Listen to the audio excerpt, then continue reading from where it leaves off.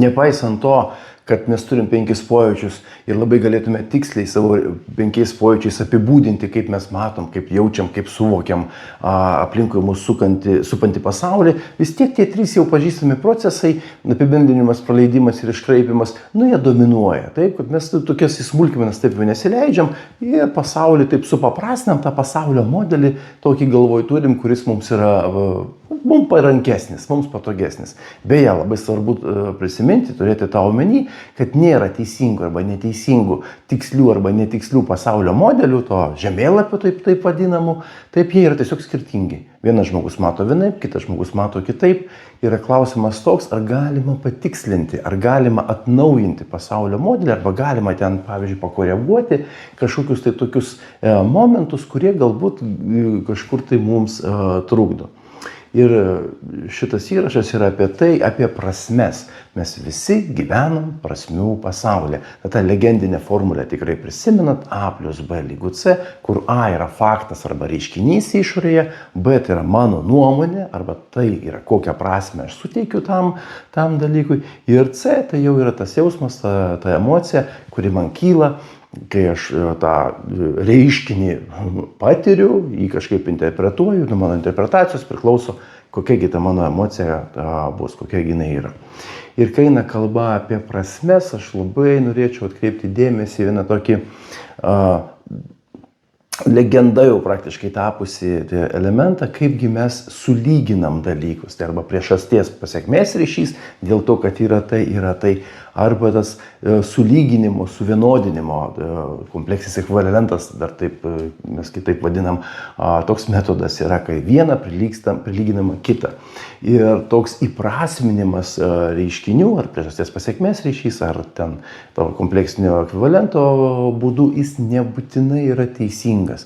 Dar kitur tai sako, kad yra mąstymo klaidos, bet šį kartą norėčiau paimti tokį pavyzdį, kuris galbūt jums padės, aš tikiuosi, kad padės atkreipti dėmesį, kaip galima iš tokių nesusikalbėjimų išeiti tiesiog, užduodant papildomų klausimų arba sustojant ir pagalvojant, ar tikrai aš esu teisus. Taigi, legendinė situacija, tikrai manau, kad girdėta situacija, tai jeigu vaikinas dovanoja gėles, tai greičiausiai myli, galvoja, taip mergina yra patenkinta ir viskas yra tvarkoj. Tai tada logika būtų tokia, kad jeigu gėlių nedovanoja, reiškia nemyli.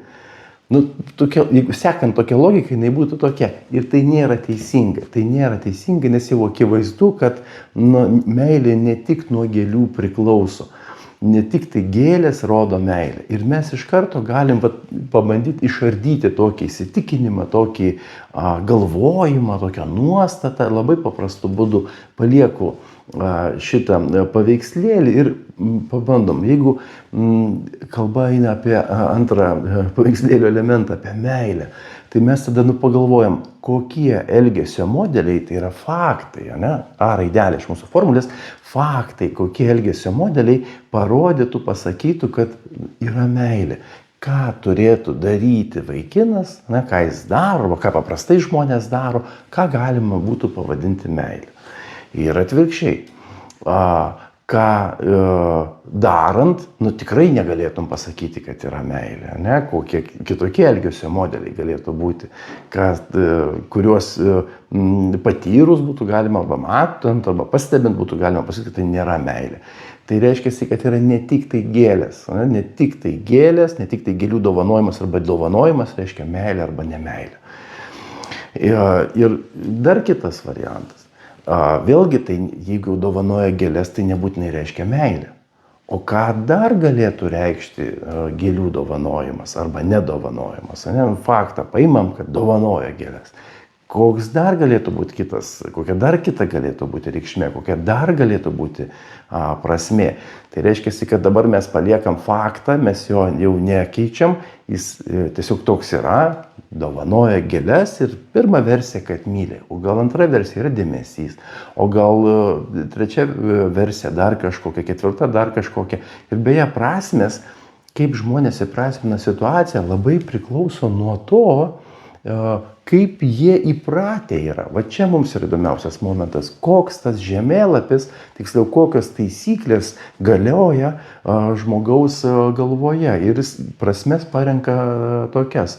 Nes vienas gali pagalvoti, vienu atveju gali įvykti tokia situacija, kad pagalvos mergina, jog dovanoja gėlės, reiškia, rodo dėmesį, reiškia, tai siekia širdies, o kitu atveju galbūt nori pasinaudoti. Na, tai nuo jos patirties priklausys, kaip jinai įprasmins tą situaciją. Beje, aš paėmiau pavyzdį vaikinas mergina, nors pavyzdžių gali būti įvairių, gali būti atvirkščiai, mergina vaikinui dovanoja gėlės. Nu, tiesiog toksai klasikinis pavyzdys. Ir dar kartelį, kad gėlės, šitam pavyzdyje gėlės, tai yra faktas. Antra dalis, ta širdelė, tos emocijos, tas jausmas, tai yra interpretacija. Tai jeigu mes žiūrim, ko mums reikėtų, kad būtų meilė, tai tada ieškom skirtingų faktų, reiškinių, skirtingų elgesio modelių. Jeigu mes ieškom, ką dar galėtų reikšti gėlės, tada mes ieškom skirtingų prasmių. Ir kai tokį sąrašą turim, kai žmogus išmoksta save sustabdyti ir sakyti, okei, galbūt nebūtinai tai yra kažkokia tai siekiamybė tokia, galbūt nebūtinai tai yra toks, tai, ką aš galvojau iš pirmo žingsnio, galbūt yra daugiau kažkokių tai skirtingų versijų, jisai turi platesnį pasirinkimą, kaip į tai žiūrėti, kaip šitą situaciją vertinti. Čia ta pati jau senai žinoma, pažįstama reframingo versija ir jos treniruotė, taip, atrinkti arba sugebėti išvelgti kitokias prasmes arba kitokius kontekstus, kitokius elementus, kada vienokia arba kitokia prasmė galėtų pasiteisinti.